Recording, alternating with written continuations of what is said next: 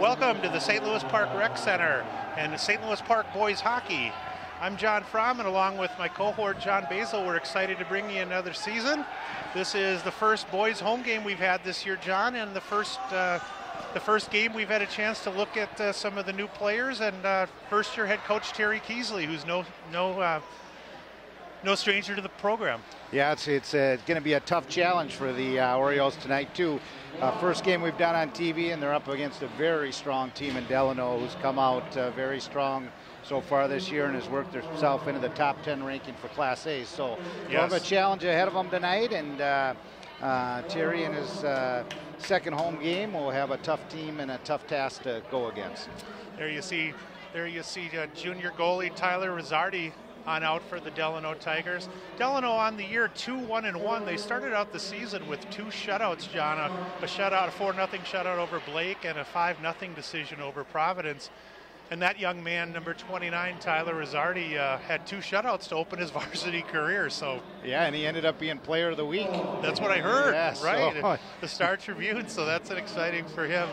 And there you see Tyler, the junior goalie there. He's played all 4 games in net for them and has a .931 save percentage, and has also seen 125 pucks in the 4 games, so done a nice job. So yeah, you get above that 90 percentage of save, and even up above .925, and you're doing a nice job seeing that puck. Yeah, absolutely. On defense, number 5 for them, Nate Myers. He's a junior, and then also senior Lars Hallinan, part of 3 brothers sets that are on the Delano team, the Hallinan brothers. Their first line unit comes at you with Jack Nelson, number 14, along with Reed Latallo and also Nick Pogue. Johnny, I'll let you take the Oriole brass. No, and I know go ahead, Frommer. You take care of these guys, right. But it's an exciting. There you see a young man who got his first varsity win the other day. That's sophomore Connor Clares, who came up with 19 saves in the 3rd period of the exciting 3-1 win over Henry Sibley the other day. Joined on the defense by one of his partners, number 12, Casey Plender back there. And one of the senior captains is Nick Fortmeyer, number 16 for the Orioles.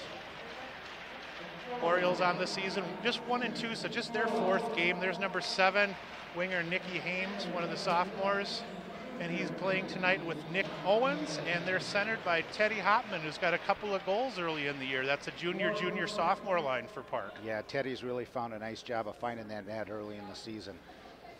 We're going to step away momentarily for I believe the national anthem, as the Tigers and the Orioles will come at you with a lot of orange and black on the day. Both teams adorned in orange and black. The Orioles with their beautiful orange kind of special occasion jerseys is what I call them. They don't often wear those, but there you see a couple of designated youngsters from the youth program who are out there today. John, I don't know how they picked them, but what an exciting experience for them. Very exciting. So stick with us here on Channel 16.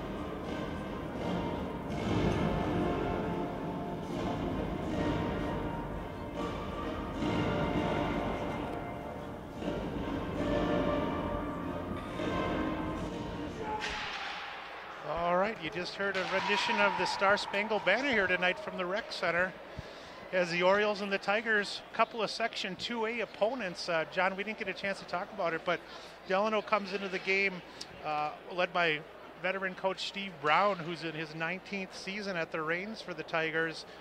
They've won 71 games over the last 4 years, almost 18 wins a season, and size-wise, Tigers a little bit smaller of a school than St. Louis Park, but it's a real good competitive. These teams play at the youth level, as well as Delano is called Crow River Youth Association, and nice to play a section opponent. Absolutely, you know, and they've got a very, very strong youth program, and they have for many years. And some of the players we're seeing tonight, I've seen come up through the youth program as they played players that I know, including my son. And, you know, one that you're going to see out there a lot tonight is number 27, and that's Ben Myers. And, you know, Ben I saw 2 years ago on the Pee Wee A team against our Pee Wee A team, and there's no way to describe it. He's kind of a man among boys out there at that time, and he's starting out here as a freshman, as a 5'9", and goes, probably about 180, and he's a big boy. Right. And you're going to see him. You're going to see him out here today. But they've got a very strong youth program. Really, our youth program is coming back and really kind of mimicking what they've done. You know, there are a lot of youth numbers. It's kind of a resurgent, and kids from the own community playing together. That's why they've had the success, and I think we'll see those dividends coming up, and we can talk a little more about that a little later, but here we go. Here we go, buckle up, and it's Teddy Hopman on the draw for St. Louis Park against Reed Litalo for the Tigers.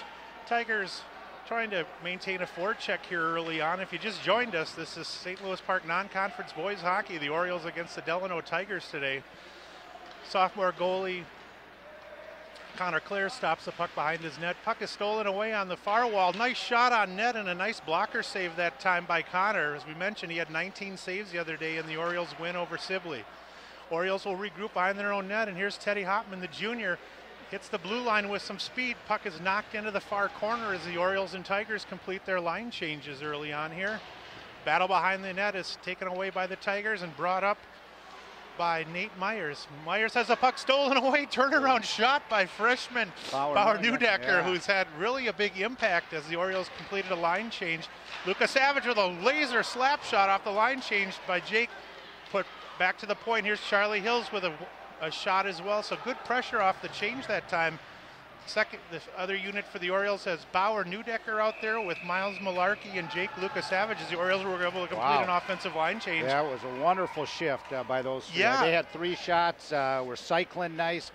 Bauer, nice turnaround shot, brought it back high, little cycle down low. That's controlling the puck. That's a nice style of hockey to see from those boys. And Bauer Neudecker, we should mention the freshman, got his first varsity goal the other day against Sibley, and playing with the veterans Malarkey and Lucas Savage. So you mentioned 3 shots on the first sequence. So off the face-off, puck shot all the way on the far side, breakaway for the Tigers. Front door, back door, and unable to complete that is Justin Oja, the senior Elite League player for them, who did get some Elite League time in the fall. He got a beautiful pass on a play all the way around the forwards for Grant Princeton, and Oja not able to complete that play. St. Louis Park off the change here. Puck is shot in front of the net. A couple of Orioles battle for it on the near wall here. Puck back to the point. Not beautiful pad save off the wrist shot by Princeton. Number 7 for them, one of the defenders, also an Elite League player. They had Princeton and Oja both in the Elite League in the fall. So take a look for number 7. He's battling in the far wall there for Delano, and he does get the puck. Beautiful side pass out to the far side here, and break this time is here's Myers, the freshman you mentioned. Back pass in front of the net. Oh, beautiful job by Clare, is able to keep that left pad down. A scramble in front as there's bodies everywhere. Joey Kramer and a cast of thousands trying to defend the net that time. You had just mentioned Ben Myers. He received a cross-ice pass from Princeton and went all the way down and made a move and backhand pass. And a smart defensive move at the end by Joey Kramer, I believe, just kind of it was as they were down, pushed their player into the post to knock it off and get the whistle as the puck was kind of low. But they're going to have to watch Delano on when Delano's got defensive faceoffs, because they do a wing fly. Okay. And they caught us on that, and the D didn't see him coming behind, and I think they'll probably run that play more than just that one time, as it resulted in a breakaway for them. And Coach Brown had mentioned that team speed, again this year, is one of their big attributes. Even when they go to their second, third, and fourth unit, they have at least 1 or 2 guys that can really fly on each unit. So puck is held in again by the Tigers. They've got their 3rd unit on there with Lewis, Escala, and Miller out there. This is Lewis in the corner for them, back to the point this time. Puck shot around by Lars Hallinen, one of the Hallinen brothers for them. There's 3 sets of brothers out here for Delano. You got the Hallinen brothers, the Myers brothers, and the Oja brothers. So you'll hear those names a lot. Beautiful job on a tip to redirect down low that time. Puck is started up on the near wall here by St. Louis Park. Little traffic on the near wall, checked away, and Neudecker will regroup in his own zone. Bauer Neudecker, the 360 move. Puck is stolen away on a pass, but Bauer back checking, trying to stop that opportunity. And a nice job that time by 22 for them as he's able to get a shot on net. And Nelson out there as well for them. So Nelson, Latalo, and Pogue out there again. St. Louis Park matching with their first unit. Neudecker, Lukasavage, as well as Malarkey. Here's senior captain Noah Fortmeyer behind his own net. As he tries to break the pass out, it's stolen away. Latalo behind the net as well. And here's Myers on a change for them, 27. Ben Myers battling against TJ Rempher on the wall here. Rempher tries to break it.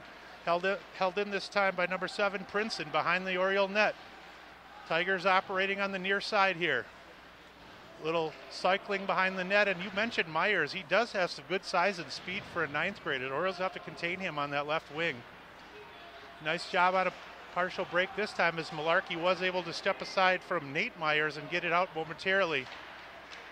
Fortmeyer breaks it out. Nice catch by TJ Halfin on the far wall. He cross-ice passes it this time to Malarkey, who just shovels it in as he'll change on the fly, as well as Lukasavage here. Smart play on that dump and change. They were out there and bottled up for a little bit. Here's a cross-ice pass as well for the Tigers this time. Here's Myers, who we talked about. Nice cross-ice pass that time, trying to find Princeton. Not able to catch that pass, but operate behind the Orioles net.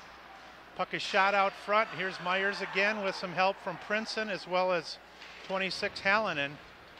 Checked off the puck momentarily by Hopman as well. Like I mentioned, the Orioles are only their 4th game of the season. Teddy Hopman leading the team with a couple goals already on the season for the junior Hopman. Bauer Neudecker, as we mentioned, got a goal early in the season, and Lukasavage got a couple assists the other day. So we should mention that if you've just tuned in, you're not going to hear the name of Curtis Greenbush tonight. He is out for 3 weeks with, I believe, what we call a lower body injury, an ankle injury.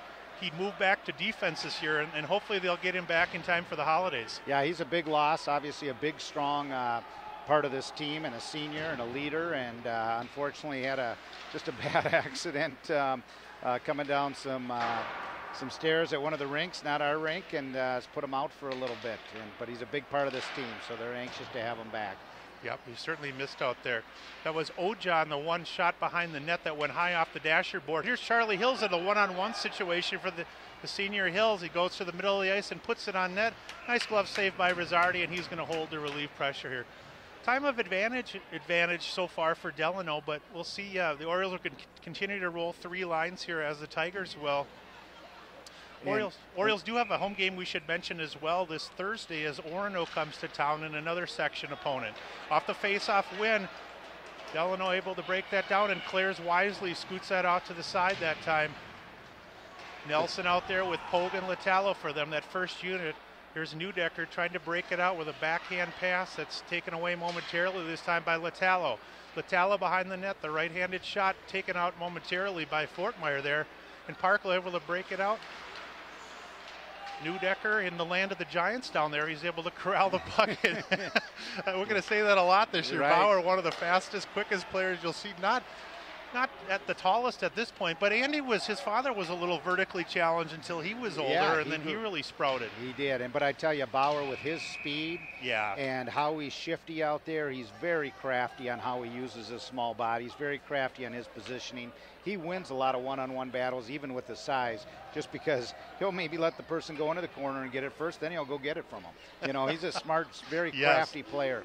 Yeah, he plays a lot of hockey. I know I had a chance to talk to Bill Rooney, the Cooper head coach, whose son Trey is a sophomore up there, and he and Bauer played a lot of youth hockey on a lot of special teams, and Bill had a lot of nice things to say about not just Bauer, but Connor as well. Yes. Off the draw, puck is controlled by the Orioles behind their own net as senior Charlie Hills will scoot it and will redirect this time and get it over to his partner Rempher. Rempher pushes it up the near wall here. Looks like that's Graham Larson. They're able to at least momentarily get that in for the Orioles off the pressure here. Lina is able to shoot it down low for the Tigers this time. And Clares will stop behind his net and try to get things going on an offensive rush here. That pass stolen away by Myers, 27 for them. Ojan Hallinan out there with him on the offense. Rempher behind the net will have to put some pressure on Myers here as he circles and runs a 360 cross angle pass this time. Puck is shot on net. Looked like Connor got the left pad down there, and that stopped anything there. Short angle or shallow angle shot that time by Oja is not able to bring anything home. And here's Primson on the point for the Tigers. Primson and Myers out there continuing to win a lot of battles on the forecheck. Here's Primson again. Senior blue liner, number 7 for then operating. Nice cross angle pass to Myers. Myers, oh, beautiful job that time by senior Charlie Hills, able to at least get in front of it and get a knee pad on that. That was a great block. Great block, and we were a little bit out of position. Charlie actually came from his defensive position up to block that. Great play, great judgment, great creativity by him in the defensive zone. Right, that was nice to see. 4 players will battle on the near wall here. Puck is a lot of pushing and shoving going on there with Nicky Owens and some of the Tiger players. Escala down there and Miller for them. Puck is held in momentarily on the far side. Backhanded pass taken away that time by the Orioles. They've got 3 players on one side of the ice, and they're going to try to change that up here. Oh, puck was passed out front that time by defender Chad Oja, and not able to rattle it home was Pogue that time, but he momentarily had a break, and one of the Orioles was able to sweep that away. So off the break here, here's one of the other Oja brothers, number 10. When I looked at their 5 defenders and talked to Coach Brown, they've got 4 of the 5 are 6'1" or taller, so they've got one of the bigger defensive cores we're going to run into this year. So Lars Hallinen, one of the other Hallinen brothers, picks it up, and we're going to have an icing called here. If you just joined us, we're halfway through the first period here, just 8:12 remaining at the Rec Center. Just the second home game of the Keesley era. And we mentioned Terry must have been excited after the game on Saturday, getting his first varsity win. He coached youth hockey for practically 20 years here in the park and watched his son John and daughter Angie do so well on this rink, but it's still fun when your team is in the paper. So absolutely, I think he was elated they got their first win. He was telling me a lot of his friends and neighbors and family were here, and they threw a little party for him after. Oh, did they? Yeah. Much deserved, and he's done a wonderful job, and he's got a great staff. Oh, here's a turnover. Breakaway this time by Nelson. Oh, he loses control, and Connor Clare is able to not have to face a shot that time. I don't know if Connor just messed with his psyche, but hey, whatever works. Yeah, you know. It's a couple of breaks. Here's Newdecker with some help. He gets it to Lucas Savage. Lucas Savage cross-check from behind, but no call. Lucas Savage trying to battle against Primson back there. He's trying to get the name or number of the freight train that rolled him over that time. So I think Jake probably thought something should have been whistled here. Hills with a nice hockey stop is able to change direction here and get it up to Holfin. Holfin with Lucas Savage onside that time, and puck is shot in. We should mention the 3rd unit for the Orioles, John. Coach Keesley was telling me that right now he's rotating TJ Holfin, Graham Larson, Patrick Borderwick, and Joey Kramer as the 4 of them, kind of as a 3-man 3rd line group to keep them all fresh, as well as to get them some balanced playing time. Yeah, I mean, really let the boys out there and each get a little bit of time, see how they do, how they compete out there. And Coach Keys is, if you look across and you see the Delano bench and you look at the park, he's running a small group, and he gives his top players a lot of time and expects them to work hard all the time. Well, and I know the Orioles have Joey Kramer out there right now with Patrick Borderwick. Joey has played a lot of defense historically, but he adds a lot of size if you can park him in front as a right wing and you get control. Here is Kramer with the puck from a right-handed shot. He's going to try to work up the wall here. Nicely erased by Premson on that play, and I think we're going to have a penalty possibly whistled, as I think we're going to have a hold whistled on the senior captain, Grant Princeton, for the Tigers. Kramer was checked off the play beautifully on the near side here, but Princeton still held on to the check a little extra, and when Joey went down, the referee's arm went up, and that's going to result in a St. Louis Park power play here. Yes. We've got, this is the first power play, and here they go. They're putting out their power play unit. I think they may have thought that one was on Joey, but it wasn't. They were wrestling. Yeah, so they were, right. They first put out their penalty kill unit, but now they got their power play, and I think you're going to see a lot of puck support here and a lot of puck movement if they can get control of it. And one of the interesting things here, you got Charlie Hills working at a forward position on the power play unit. He's camped in front of the net. Lucas Savage with that slap shot at the point. He'll work it over to Newdecker. Newdecker, wrist shot, possible redirect. Renfrew not able to get a stick on it this time. Back to Lucas Savage. Cross angle pass over to Malarkey. Malarkey with a wrister wide of the net. Malarkey and Lukasevich at the points here on the power play with Hills, Rempfer, and Neudecker up front. Behind the net, corralled momentarily by Hallinan for them. He backhand passes it and relieves pressure for them. Tigers able to regroup here. Just 5:52 remaining in the first period, a minute 15 in the power play. And here's Hills for St. Louis Park. Charlie Hills, the senior, on the left wing shot, just able to gain possession, work it behind the net, hanging onto it, checked off momentarily. Nice job there. He ran into a 1-on-2 situation and he was erased momentarily. Oh! Wow, that puck.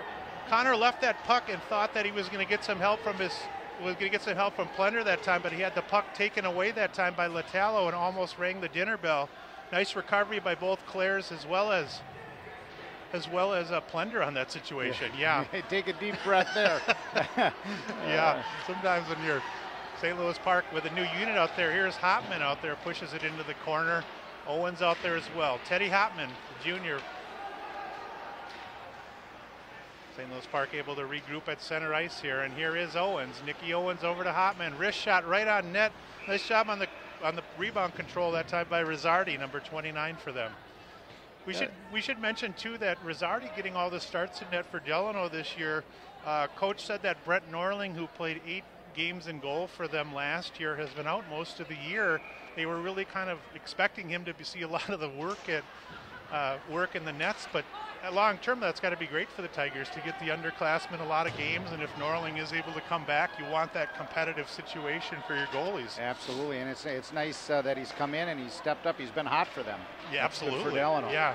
Here's Hopman again, just a couple of seconds left in the power play as Princeton going to come off after the power play ends here, and here's Owens with a wrist shot. Ooh, just high off the blocker that time by Rizzardi. Myers out there as well with Hallinan and Oja for them. And here the puck is cross rink to Nelson, who tries to forecheck Noah Fortmeyer off the puck, but he's not able to do so. Puck passed in front of the net this time. Nelson not able to get a stick on it for them, as well as Myers. And shot back, and St. Louis Park will change and bring a fresh group out here as well. Latallo just missed that, and we're going to have an icing whistle there. Just 3:50 remaining. A couple of good chances for St. Louis Park on the power play especially early on. Especially early on. A couple times they had some. They got a little bit of movement, threw it towards the net. A couple just missed the net, but they had an opportunity early where it just went a little bit wide, where you thought Owens maybe could have picked up that rebound, but it was close. It was nice movement. Good to see control. Nice win off the faceoff that time as Patrick Bordewick wins the draw. Back to the point here, moved over to Hills. Hills will dump it down low behind the net where Halfin recovers it. Ooh, Halfin checked from behind, nothing whistled that time, and Latallo tries to break it out as well for Delano, but not able to do so. Puck rattled around behind the Delano cage, held in momentarily by St. Louis Park. Here's Bordewick, the sophomore. Backhand pass by Patrick is taken away momentarily, and then TJ Halfin able to run one of the Tigers off the puck there. Good play away from the puck there as TJ made some contact with Latallo where the puck was being shot in, and Orioles are going to need a lot of Halfin this year, and TJ hopefully can provide some good senior leadership for them.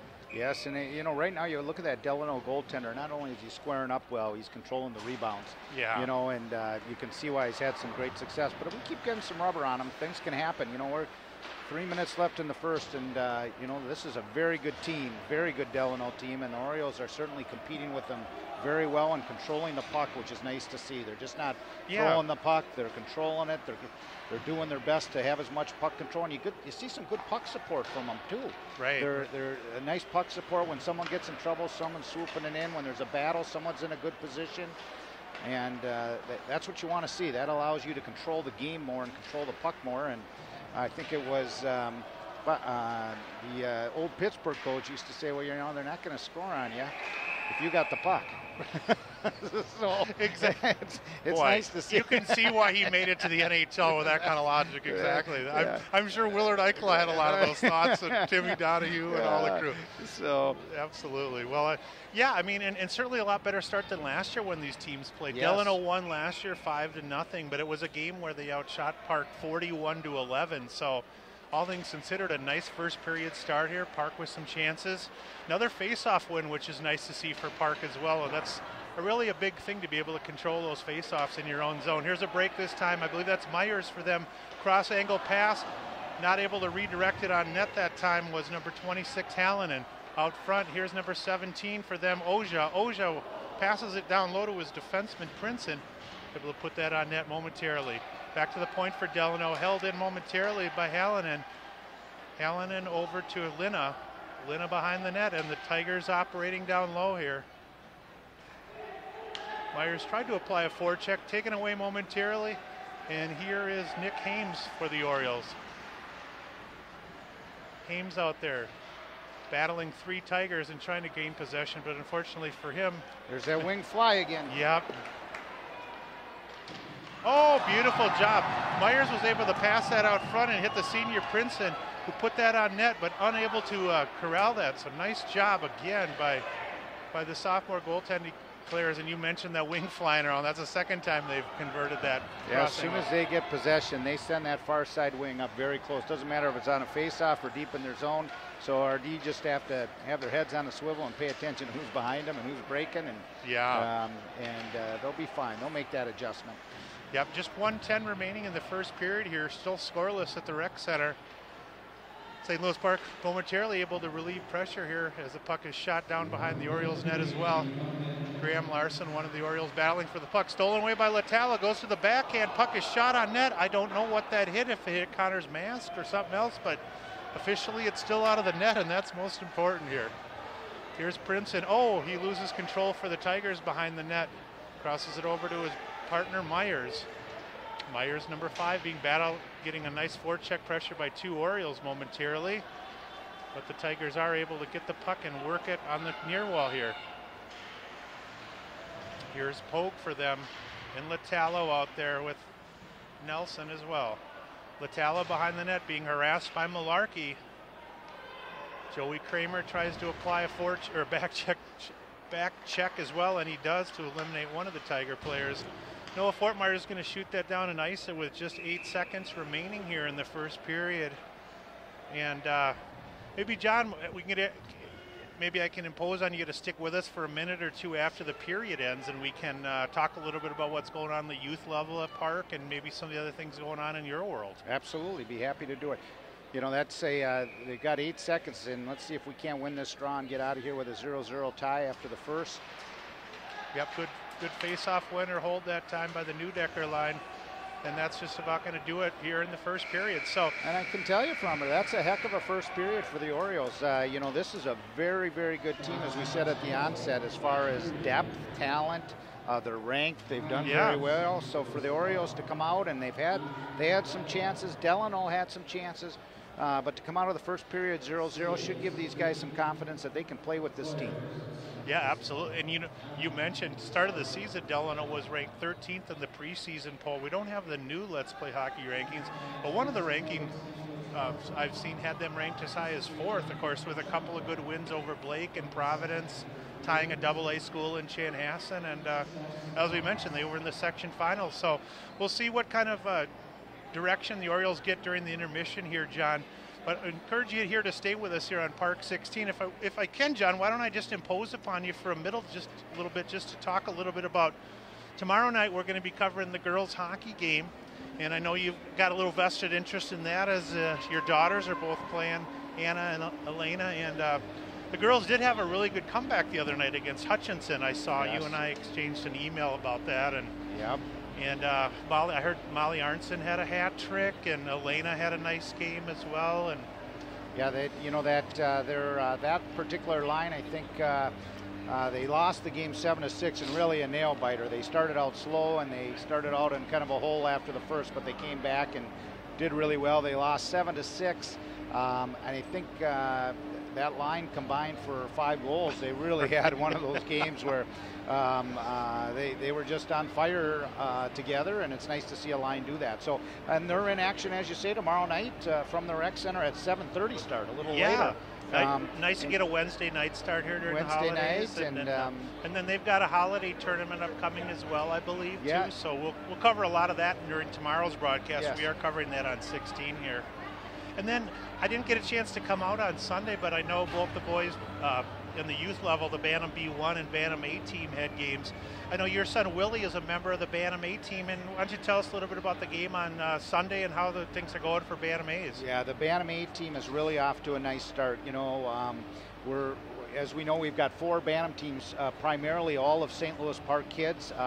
We're not merged with anybody. We're on our own. We've got kind of like what we talked about, the Delano program. Yeah. There's a lot of interest in the program's rebuilding. Well, you know, the Bantam A team has played, I believe, 17 games, somewhere around there. And, and they have, I think they got close to 12 wins and 5 losses. Oh, that's fantastic. And Sunday, the game you talk about, Minneapolis is just one program for all of Minneapolis. The whole city, yes. Whole city, and they were ranked in the top 14. And our Bantam A team beat them 3-2 in a nice game, nice win. So I think you'll see, it was nice because the Bantam A team did crank the ranking of the top 20. Yeah, I saw that 18th or something. And now I think that they beat the 14th team. They're going to bump on up. So the program is really looking good. And not only the Bantam team, you can look at not only our 4 Bantam teams, then you come down to our Pee Wee team, and we're having great success at the Pee Wee A team. We're having very good success at the Squirt A. So it's really nice to see the success that the teams are having. They're competing very well, and it's showing in the not only the competitive games they're having, but win-loss, but more importantly in the player development. Yeah. If you look at the number of St. Louis Park kids that are being developed at all levels, it doesn't matter if you're on a C team or an A team. Yeah. But the number of kids that are being developed is up. The number of kids being developed and having a chance to play at the higher levels of A are up because we're not merged with anybody. Exactly. So it's been I think from a person who just watches hockey in St. Louis Park, and I'm not part of the St. Louis Park Hockey Board. I just get to watch it. I can tell you it's fun to see the transition. It's fun to see the success. The program. It's really revitalized, and I know that. I'm sure Terry is very happy to see that, because these teams will feed his team, and so that's exciting. Well, and you know, you and I talked about this, I think, a couple weeks ago off air, but I had a chance on Saturday to go watch Maple Grove play Armstrong, and Armstrong and Cooper in the St. Louis Park Association. Steve Hoffman, city councilman, joins us. Maybe we'll discuss him later. But Armstrong and Cooper have their own high schools, but when you combine for boys hockey, but when you combine their enrollments, they're about 900 students compared to St. Louis Park's 3.25, 3.5. But at the Bantam level, combined those two schools, 900 students have 3 Bantam teams this year. Right. They have a B1, a B2, and a C. And Cooper's graduating a lot of seniors. There's talk that they'll probably have to go to just one high school next year because they don't have enough players even to handle a JV team. And here you got Park, a school of only 350 that's got 4 Bantam teams just on their own. Right. Yeah. It's a great great situation, and I say this probably every year we're broadcasting, but we got a beautiful facility here in the rec center. We could probably even use another sheet of ice. It gets booked up so much, but it's a great facility here. It's a great place to spend some of your time in the winter. It's comfortable, it's enjoyable, it gets you out, and probably the one area that we could use, and anybody who's tuning in and watching, we've got a girls hockey program too, and we certainly could use. I know Holly Nichols, our girls coordinator, is working hard, and she's really engaged in that, and we can use more girls playing hockey. It's a wonderful. I've got 2 daughters that play. A wonderful way to get physical activity in the winter and enjoy being around the rink and enjoy being with other young women. You know, and just to add on what John was saying too, there's a lot of opportunities for girls and boys, and St. Louis Park is a lot less expensive than a lot of communities to play youth hockey, not only at the mite level, but because of the support you get with the pull tab operation at Bunny's, a lot of the fees are dramatically lowered. And if you do want to find out more about youth hockey, make sure you go to the website, which I believe is slpha.org. You got it. slpha.org. And it is really inexpensive to start hockey at the mite level. And even if you miss that, even at age 8 or 9, if you're one of the girls that's just got some friends playing, think about that as something you might want to do next, August, or if you even want to try hockey in the summer. I know, Coach Williams as well as Coach Keys would be happy to both run summer programs. So We're going to step away just for a minute here. If you just joined us, we're scoreless after 1. Stay with us here on Park 16 Sports. This isn't Madison Square Garden. These drills probably won't make anyone a #1 draft pick. But these players are practicing for something important. While they work on their jump shots, they're also learning teamwork, discipline, self-confidence, how to deal with wins and losses. Skills that will make them winners long after they leave the court. Support high school activities in your community, because when kids take part, they get set for life. All right, we're back here. Start the second period at the Rec Center. I'm John Fromm along with John Basill. A scoreless first period, John. Some good chances both ways. And I'm looking forward to see who can break through first here in the orange and black game here. Yeah, it'll be interesting to see who gets that first goal. It could be a very big goal. I see the coaches from St. Louis Park working their way over to the bench, and just a couple comments. There's 2 green bushes on the bench. Unfortunately, one is Curtis, who's hurt and recovering. Yeah. And his older brother, Neil, is helping out as one of the assistant coaches, and he's heading over to the bench. And I think Neil's running the D today. And Neil's a very skilled player, was for St. Louis Park, a wonderful coach, sees the ice great. You know, when I've been around some of these people, you know why they're good coaches. And Neil sees the ice just wonderfully out there. And when you're seeing it, when you're playing him, even with an old man league, he sees the ice well. And he's a great addition to the Keesley staff that Terry brought in. And of course, you have Colin. Yeah, was the Bantam 8. Colin Holman was the Bantam 8 coach last year. And really had the guts to take that Bantam 8 program when it was time to go back alone and to help build those players, knowing that there'd be a year or two where it'd be a little more heavy sledding. And he's doing a wonderful job and helping out Coach Keesley, and he's got a wonderful staff. And you look at Neil and Colin over there, and along with another green bush on the bench trying to recover. Absolutely. Glad you brought that out with Curtis having his brother there. And we should mention as well Charlie McChesney helping out on the JV side, and Ethan Bonall, another former player, and Dean Spiker helping out again. Yes. So off the face-off here, the Nelson Latalo Pogue line out there for Delano to start things off. And for the Orioles, the Owens, Hopman, and Hames line out there. So we'll see what happens here early on in the second period. Nice hold that time by Charlie Hills. Oh, puck put on net and just momentarily mishandled. But nothing comes of that opportunity, as Owens will apply the forecheck down low here. And the puck is passed out cross ice, and Noah Fortmeyer pinches up, but he's put into a 3-on-1 situation.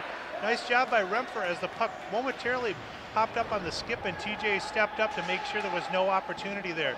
Beautiful opportunity by Latalo as his hard wrist shot as Connor Clares puts the right pad down, and we're going to have I believe a high stick call whistled here on number 12 Pogue for them, so the Orioles will go on the power play again for the second time. And you know, we had some nice puck movement on that power play early on, and I think this will be the first unit coming out again for the Orioles. So if they can win this face-off, get control, and move the puck around, maybe we can get one early. Yeah, absolutely. I didn't quite see the infraction there that time. It was a nice save by Connor, too, as Latalo. I think those are the hardest saves, too, when you're going left to right and then they're shooting against the grain, and you still get your pad down. So I couldn't agree with you more. As a matter of fact, I like to see forwards do that, because I know how hard it is to stop us for a goaltender. Yeah, absolutely. We should mention, too, as the Orioles off the draw here, Rempfer with a wrist shot just wide of the net. Malarkey crashing on the weak side, able to get a stick on it, but I believe the net came off its moorings, and the puck is going to go all the way down. I didn't get a chance to mention it before the game because we were so busy, but Connor Clares entered the game with a 1-2 record. He got his first varsity win the other day, but he's over 91% with his save percentage. I had a chance to watch him a lot in youth hockey, and I know he was out in Lake Placid 2 years ago representing all the 15-year-olds in the state. He's really an acclaimed goalie, and Park's really fortunate to have him around for 3 years too. Absolutely, he's done a very nice job, and you see the quality of that save you were talking. There it is! Miles Malarkey's wrist shot on the power play here. Just 33 seconds into the second period at 15:26 is a Malarkey high straight-on wrist shot. Will put a power play goal on the board, and for Miles on the season, I believe the assist that time was it to. Didn't quite see who. We don't have a replay. Right. I don't know if it came from Bauer up high. But they worked it back high to Miles. He just stepped in the slot and a beautiful wrist and beat him on the glove side. So for Miles on this season, that's his, actually I believe that's his first goal as well of the year. Yeah, he came off a little injury early on, and now he's back in the lineup. And off the face-off win this time, here's the Lewis Escala Miller line. Lewis back to the point. Ooh, a slap shot just cannoned wide by Chad Oja. This is Princeton behind the net for Delano, not able to create an opportunity, but a flip pass. Oh, and unfortunately for the Orioles, Nicky Hames not able to get a stick on that. Here's Miller up the far side. Opportunity there is fanned on by him, and he'll try to push that puck back to the point. Both teams scramble in front of their own net, and the Orioles are able to group behind their cylinder. And here is Nick Hames. We've got another penalty here coming on Delano. I did not see what that one was. It looked like, we'll see what they call here. They're going to call a cross check. It was down in this corner. I had a good view of it. Looked like a cross check or a board, and he called it the cross check, and that'll put the Orioles right back on the power play. And I tell you what, that's a big first goal for the Orioles, and they're coming right back with that same power play unit again. Yeah, and that's Brady Miller, number 20 for the Tigers, who's going to get whistled for that. So just what the doctor ordered here, 14:44 mark of the second period. Hills, Malarkey, and Neudecker up front, along with Luka Savage and Rempher back at the point. Off the face-off win, Luka Savage works it over to Malarkey. Malarkey finds Rempher on the near side here. Rempher operating, has it stolen away momentarily, and a nice chip operation that time for the Tigers by Nelson, not able to bring anything home. Here's Luka Savage with speed on the far side, going to the backhand behind the Tiger net. Tied up momentarily, but Jake kicks it off to Neudecker. Neudecker working in front of the net. Oh, puck is shot on net, and I believe that was Hallinan who got a partial opportunity at that. Oh, a redirect by Charlie Hills off the shot by Rempher, almost found the back of the net too. Nice to see those deflections. What great pressure by that first power play unit of the Orioles. Here is Neudecker behind his own net, wisely skips it over to Rempher. Cross angle pass, cross ice pass goes to Luka Savage. Luka Savage gains possession in front. The shot is directed wide, but the Orioles are able to maintain control. Back to the point again. Orioles really running a nice offensive sequence here. They're really moving the puck really well. And with just 50 seconds left in the power play, Tigers will be able to finish their change here and gain possession momentarily. A little mix up in front of the net, but St. Louis Park able to go against the near wall here, and Nicky Owens out there along with Malarkey still, and TJ Halfin up front. Tigers operating behind the Oriole net. Step up on a possible breakout this time. Backhand opportunity by Pogue is pushed into the corner for them. You can hear the fans in the background. There's a lot of excitement out here in the game tonight. Oh, yeah, I think that first goal for the Orioles really got the crowd going, and you know, they're really looking good right now. And now this is their second power play unit coming on up. They got a few seconds left in the power play. Oh, Noah Fortmeyer with a pass in front of the net to Nicky Hames. Nobody home that time, but Noah follows up that opportunity. Unfortunately for the Orioles, Plender's shot skedaddles a little wide of the net, and that'll do it here for the power play here. But St. Louis Park with Hopman out there along with Nicky Hames, and Nicky able to win that battle. Oh, what a stop and go move. Puck is shot on net. Unfortunately, boy, he beat two of the players that time. Is Nick Hames, also one of the sophomores for St. Louis Park. He's got a goal already on this year, and Delano takes an ice. You know, they got bottled up after the power play for the Orioles, and again, the Orioles look very good on that power play. Great, not only puck movement, but great puck control, and you know, they moved well to get the puck support. It looked very well run. And you know, I went to the Minneapolis game 2 weeks ago, and it's just a completely different team out there in terms of confidence level, puck ability. Kind of looks like them in third really period against Minneapolis. Yes, right. Yeah, exactly. The Orioles came back in that game. They were down, I think, 3-0 going in the third, and it was a 3-2 final. Right. They struggled the first two periods, but they really looked good in the third. And a matter of fact, Luka Savage hit the crossbar with 5 seconds left. Oh, that's right. Yeah, exactly. That was. So the Orioles could very well at least be 2-1 coming into this game instead of 1-2, but they're looking good right now against, again, a very, very talented Delano team. Yeah, as we mentioned, Delano opened the season with a 4-0 shutout of Blake, who's a top 10 team as well. So This is Hulfin behind the net for St. Louis Park. Pushes it over to Remfer, whose backhand pass up to Kramer is unable to generate a breakout opportunity for Park. Puck is held in momentarily for the Tigers. Work to the middle there time, and here's Oja with a slap shot, and looked like Connor saw that all the way, but wisely squeezes that and forces the time there. Yeah, nice job of not giving up any rebound and gloving it. You know, the save that Connor's made that you talked about earlier has really been the save of the game when one of the Delano players came across the middle, shot back to the lower stick side. Yeah, when you across the great, know all about those that. are when tough you're moving saves left to make. To right and right to left. And he dropped the pad down and made a beautiful save. 2-on-2 here. Lucas Savage has Neudecker. Neudecker trying to split the gap, unable to do so, but he is able to control the puck and put it on net for St. Louis Park as a puck is back to Fortmeyer at the point, whose wrist shot goes high, hits off something. Lucas Savage able to corral that out of a log jam of feet and is able to put that on net. Neudecker again just harassing the Tigers down there. He's kind of like a little Kenny Linsman or Dennis Savard, maybe Dennis Savard in his prime. Remember that from the old Blackhawks days? Maybe that's what we should call him, Denny. Puck is in Neudecker's feet there as Latalo has some help out front. Oh, there was a beautiful opportunity as Latalo tried to hit Pogue, but one of the Orioles was able to get a stick on it to prevent a redirect opportunity that time. Here's Nelson again. He's got some help on the weak side, but unfortunately for the Tigers. Oh, Casey Plender pulled down on a definite hook there, but nothing called for St. Louis Park. Several of the players battle. Oh, it looks like one of the Orioles is going to whistle for a slash. I believe that's either Lucas Savage or Plender here. Plender, I think, yeah. Yep. Puck is pushed out to the, and you're going to have a, yeah, that was kind of easy to see. I didn't see the number of the Oriole player, but the referee's, he's going to call high stick, I guess, here at the 10:04 mark. Yeah, and that's an unfortunate penalty because right now we have been controlling this second period. But I think the Orioles have come out. They've got a lot of momentum and work hard to kill off this penalty and move forward from there. So it's been an exciting second period so far. Absolutely. A lot of opportunities and very evenly played as well. And St. Louis Park, in a lot of ways, has had the better of the opportunities. For the Tigers, on this power play, they're going to have Ben Myers at the point. They're freshmen, along with number 7, Grant Princeton, other seniors. Off the face-off win that time. Delano able to control it with Princeton. Princeton back to the middle here. He's got an opportunity to shoot. He pushes it to Myers. Myers with a cross-ice pass that time. Nobody home as he tried to hit Oja. Oja this time. He's got Lewis with him. But the Orioles and Teddy Hopman are able to break it out momentarily. Here's Myers again. Just controls the puck for them. Puck is pushed down low again. This is Lewis behind the net. Lewis to Oja.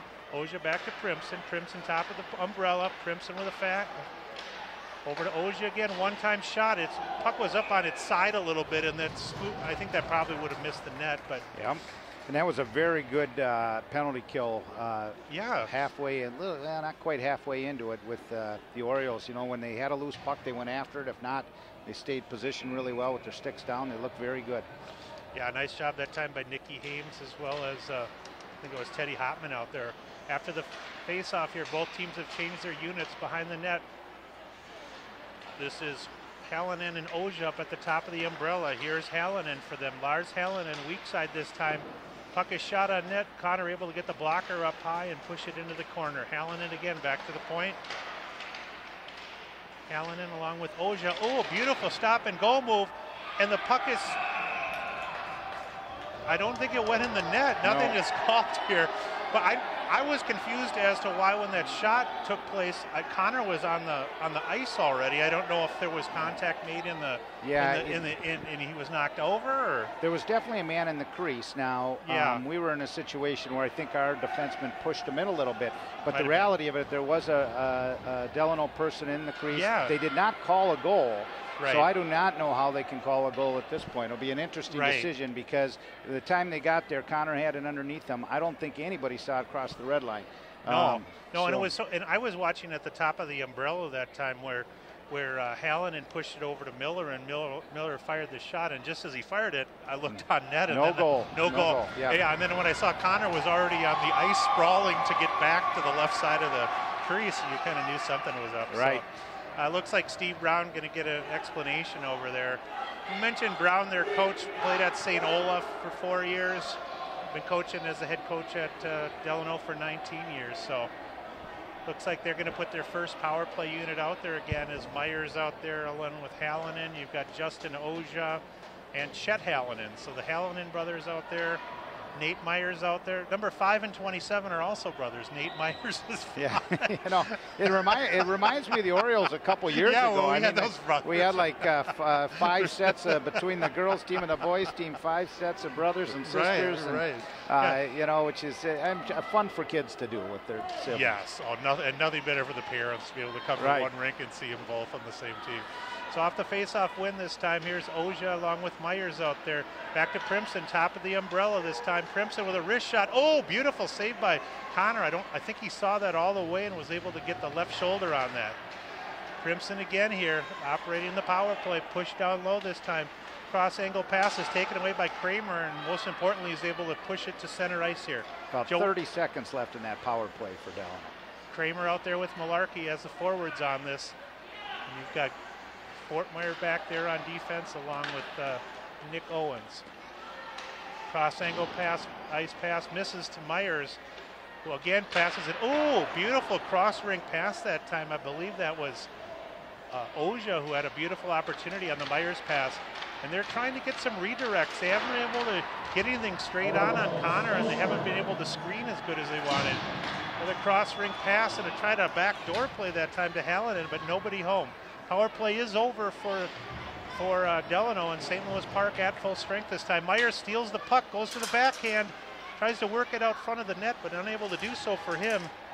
But his teammate Hallinan is able to check Myers and Hallinan down low that time. Just pushed out front, and we'll see if TJ Halfin can win a race here. Oh, he tried, indeed he does. And he's able to gain possession momentarily for the Orioles. Halfin out there this time along with Patrick Borderwick, number 10, one of the sophomores. And there you see Graham Larson, number 3, with a nice job on the forecheck as well. A lot of spring in their steps as Borderwick, Larson, and Halfin haven't had a ton of ice so far, so they've got a lot of energy halfway through the second here. Here's Myers again, getting some help as well as he's out there with Miller. Myers cross ring pass this time, put out front. Oh, same type of opportunity, going right to left was number 20 Miller, and just missed the net that time, so it's good to have a front. Yeah. So good opportunities for Delano here as well, and St. Louis Park dodging some chance bullets.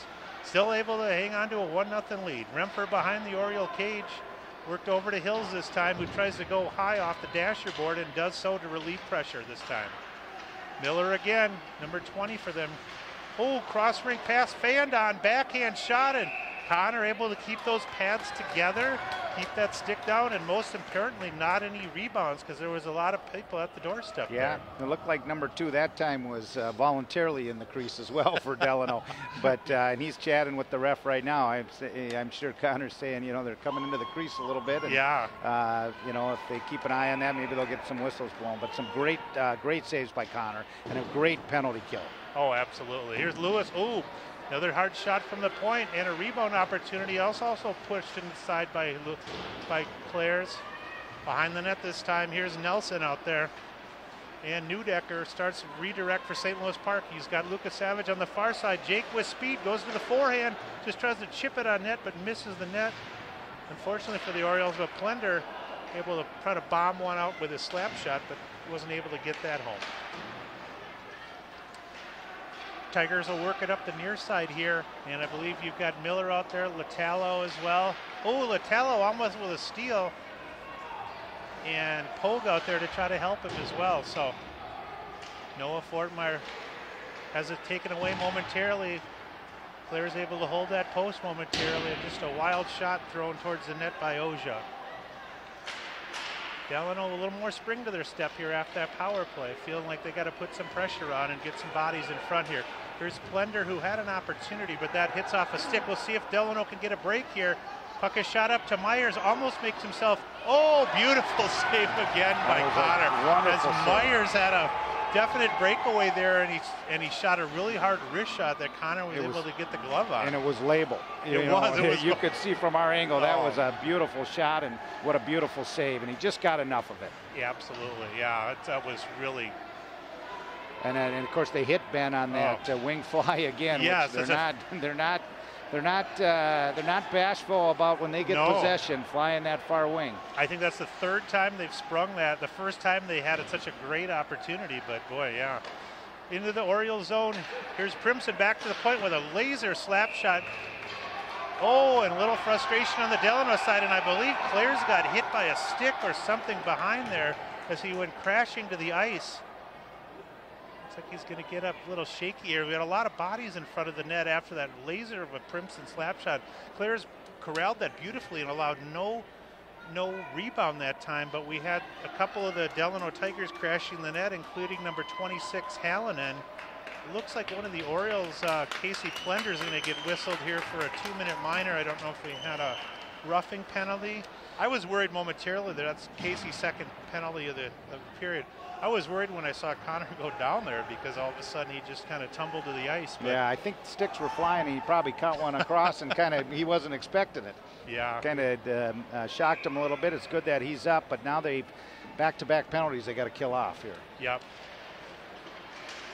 And nice job so far as St. Louis Park wins the face-off, and Joey Kramer able to shoot that down. Kramer and Lucas Savage up front for the Orioles, and you've got Hills along with Remfer back low here. Just 4:30 remaining in the second period. 1-0 Orioles still. And here is Escala for them. Puck is redirected on net that time by Delano. And nothing home that time as Miller looking to get some garbage off the off the rebound, but nothing home there for him. Another big opportunity for Delano. Another big PK for the Park here that they've got to pull off. And another face-off win for Park too. I don't know we have anybody officially doing that, even though they lost the puck there. Back to the point this time. Here's Oja. Oh, shot that time by Oja as Hallinan had pushed it over to him. Back to the umbrella. Here's Hallinan again. One of the Hallinan brothers. Tip out front goes wide as Miller not able to redirect. Hallinan again. Slap shot right on net. Rebound that time. Nicely for the Orioles, able to get some help as Charlie Hills tied up his man just enough time so Lucas Savage could shoot it down. So just a minute 2 remaining in the power play. Orioles able to change defensively. And here's Justin Oja operating behind the net, the Elite League player from this year, the senior Oja. Back to the point as well. Oja again. Wrist shot. Oh, he had that almost angled for the top left corner.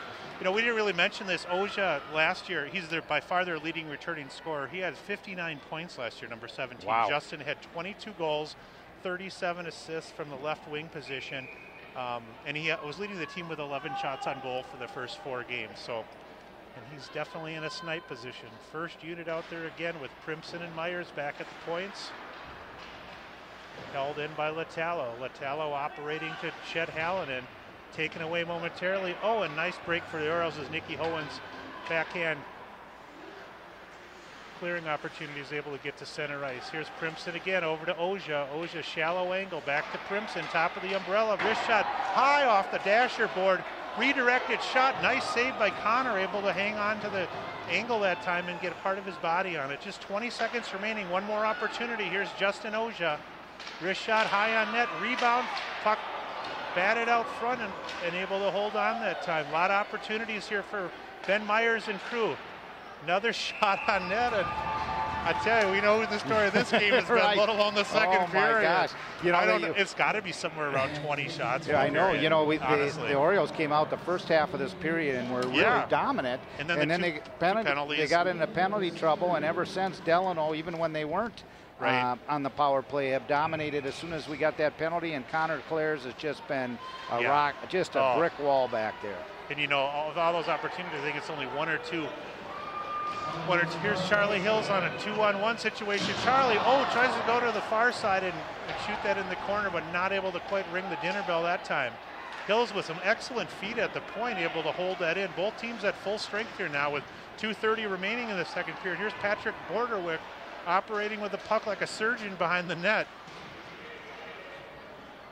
Don't know if Patrick has any thoughts about going in the medical field, but like a surgeon. Like a surgeon. All right, here's a break, and Lewis for them back out front. He's got Nelson out there as well, but a nice steal, possible breakaway for St. Louis Park. A chip pass up to Holfin, not with a lot of speed. Nice back pass to Borderwick. His shot able to be stopped in front though. So Halfin did a nice job dropping that off the Bordewick because he was flat-footed and didn't have a lot of speed to break that through. Just under 2 minutes here in the second period. Remfer tries for the pinch, loses it momentarily, and here's Justin Oja. Oh, Connor,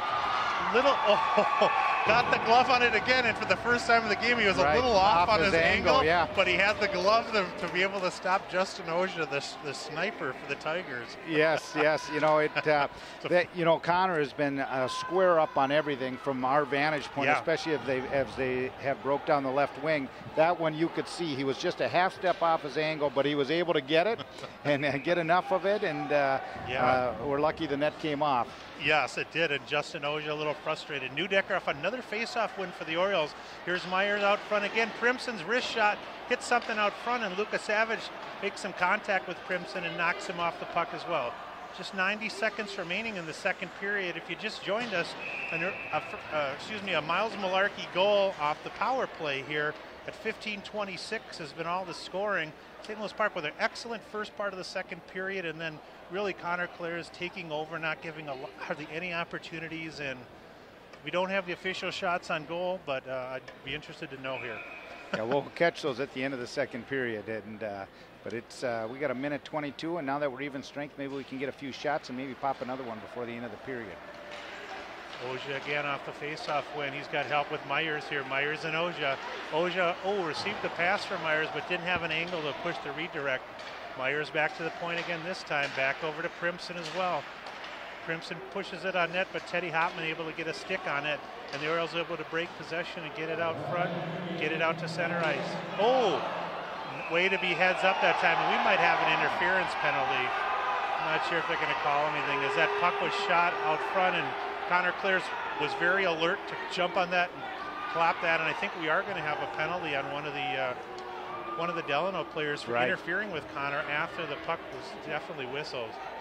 And very, very good restraint by Teddy Hopman, because he came in and certainly hit our goalie after the whistle, clearly after the whistle, and he knows, because Connor's playing so solid, he's trying to get him off his game. Teddy could have easily tried to do a retaliatory penalty to protect, and he didn't, and that's going to give us a power play opportunity here for a minute to go in the second. So Chet Hallinan going to get the gate here for interference or unsportsmanlike conduct, whatever you want to call it. So St. Louis Park to go on the penalty. Just 45 seconds remaining in the second period. Malarkey behind his back puts a stick on it, and Remfer with a 1-on-4 here wisely just holds the zone. Oh, tries to find somebody at the point, but nobody home there between Malarkey and Lucas Savage. Here's Charlie Hills playing forward on this, gets it over to Neudecker. Neudecker, number 8. Goes to the backhand behind the net, little stop and go move, but he loses control momentarily, and they are able to push it down and gain possession in their own for St. Louis Park. Just 15 seconds. Here's Neudecker with some speed. 2-on-1 here. Oh! He had so much time he couldn't figure out where to pick that shot, but beautiful job by Connor. Just 5 seconds remaining, and that'll just about do it here for the first period, or second period. Yeah, nice opportunity for Bauer Neudecker there. Nice save as well. He hadn't seen a lot of pucks lately, but Rosardi really did a nice job as well, and just one goal on a wrist shot in the second period by Mr. Malarkey, and Connor Clare's doing a nice job in net for the Orioles. Well, officially, we'll try to listen. Maybe, John, you can listen to the shots on goal, and I'll just redo the score and information. So at the 15:26 mark, Miles Malarkey with a power play goal when Pogue was off for high sticking. And then Miller also had a penalty for them, and then Casey Plender with a couple of penalties helped create a little bit of momentum that time for Delano, as they did have some opportunities. And now Chet Hallinan for them in the penalty box with 56 seconds remaining. So Orioles will start the third period with 1:04 of power play here on a 1-0 lead here. Don't know if you could hear anything, John, or not, but they haven't announced anything yet, and we'll keep an ear out for the shots. Hang on from her. I'm going to ask Adam to do that. Adam. In case you just joined us here, if you want to get a copy of today's game or any of the other St. Louis Park games, go to ParkTV.org, ParkTV.org, ParkTV.org. If you do.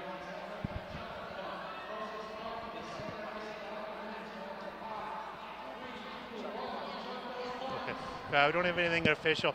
And if you do want to buy a DVD, they're if you buy 3 or more, they're $10 a piece, or one DVD is $15. And remember, you don't have to have cable to watch a lot of these games. You can always go to ParkTV.org. I just watched a couple video on-demand games a few weeks ago just by clicking on that on my iPhone, which is just fantastic. Yep. So. Well, this has been, Frommer, one heck of a hockey game. And, it really has. I know. You know, you were going into the third period at home up 1-0 against, again, a very, very strong team. Right, right. And they have had plenty of high opportunity. Yeah, and they again, the Orioles really took it to them the first 5 minutes of that second, and then, Delano certainly got their opportunities, and hopefully they can continue to clear the rebounds and get some opportunities and stick with this team. And, you start playing a team as tough as they are, and you watch the Orioles really control that puck. Nobody is panicking on that Oriole team with the puck. They are taking that puck, and if they've got a little bit of room, they're making some good plays. So, certainly handling that puck control is really nice to see. So we'll see what happens in the third. I think it's going to be a heck of a third period. Yeah, thankfully for the Orioles, at least we'll start the third on a power play for the minute 4. We should mention this. We got 3 different Oriole games in 3 days this week. We were going to go 4 for 4, John. I don't know if you heard. Got boys hockey tonight. Tomorrow we got girls hockey for Park. Thursday night we back in the saddle for girls basketball. Friday night we were supposed to do boys basketball, but we don't have anyone to do that at all. So. We've worn out the crew. Yeah, exactly. So thank you very much for joining us here on Channel 16. And John, just before we step away for a minute, anything new going on with Discover St. Louis Park? Or, I know every room is sold for every event, but in case people do have a group interested in coming here, how can they get a hold of you? Or yes.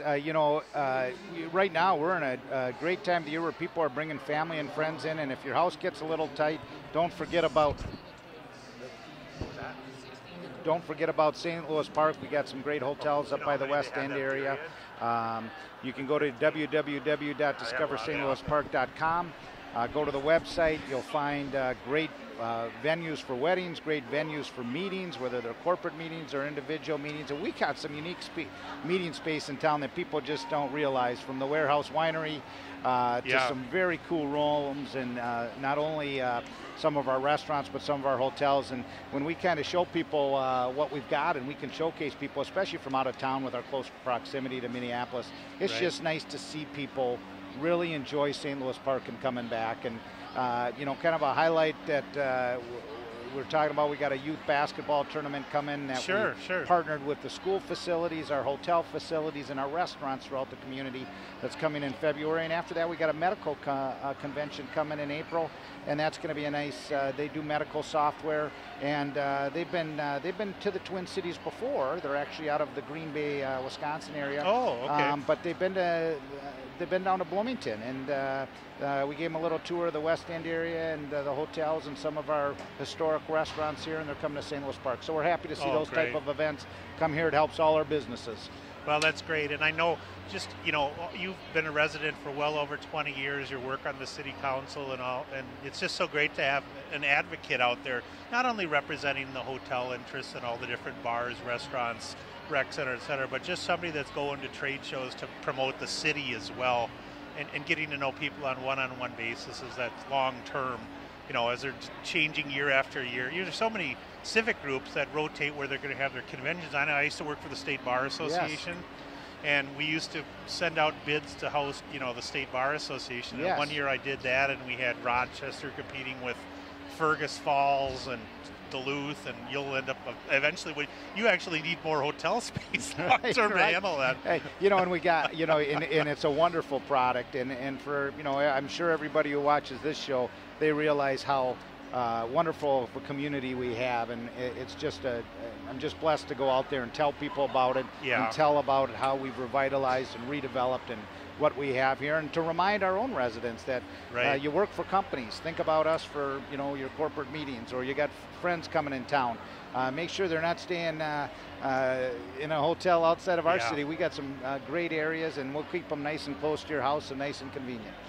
And I had one question for you. Is there anything going on in that far northeast corner of where you have the Cavalia? Cavalia. this summer we had the Minnesota-made You Betcha Festival there. You know, right now we like to call it the West End Festival site. No, I mean, it's nice to have some place to drop everything, right? Yeah, and we've bid on some other big events, frankly, there. Some have gone to some other cities, from Overland Park, Kansas to Bloomington. But, you know, it's a nice piece of property, but it is zoned for a couple office complex right now. Okay. Right now, the market isn't driving that. Certainly, I think Duke, who owns that property, is more than open to, frankly, if a large hotel developer came, we would love it. I think Duke would like it. They've got multi-parcels there, and it would be a nice location from anything for an office complex to hotels. So it's a great space. And right now, in the meantime, that it's not developed, nothing's going to happen for the office market in the short term, because there's just a surplus of office space out there. But, you know, long term, there certainly could be that there. But in the meantime, we like the open space. We've been able to put a few events there, from the Classic Car Show to the Minnesota-made You Betcha Festival to way back to Cavalia. So it's nice to use the space as it sits vacant. I feel bad I missed out on the Minnesota-made You Betcha. As a good Norwegian, even though I'm Norwegian, we and the Swedes can get along well, and we love our You Betcha. So, well, that's good to know. And yeah, hopefully, Steve Hoffman walked by earlier.